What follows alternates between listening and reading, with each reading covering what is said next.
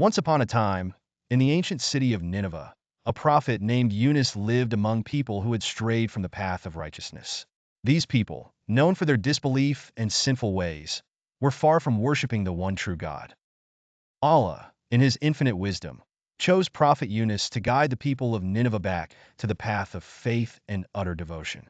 Yunus, filled with determination and fervor, began his mission with a heartfelt call to his people, urging them to worship Allah alone. Yet, much to his dismay, his message fell on deaf ears. The people of Nineveh mocked him, jeered at his warnings, and turned their backs on his call for repentance. Despite Yunus warning them of Allah's impending punishment for their stubborn disbelief, they remained headstrong and unyielding. Frustrated and weary from their constant rebuffs, Prophet Yunus decided to leave his people, believing he was free from the responsibility of their guidance. Without seeking Allah's permission to depart, Yunus set out on a journey to leave the city behind.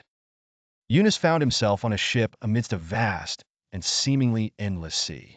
However, as swiftly as he tried to leave, a ferocious storm rolled in, threatening to capsize the vessel.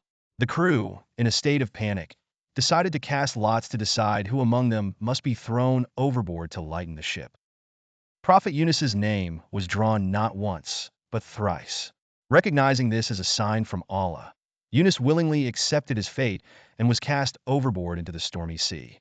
To his amazement, Yunus was not left to the mercy of the turbulent waters.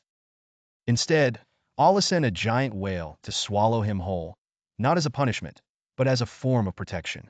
Inside the pitch-dark belly of this colossal creature, surrounded by the deep darkness of the sea and the solitude of the night, Yunus realized the gravity of his hastiness.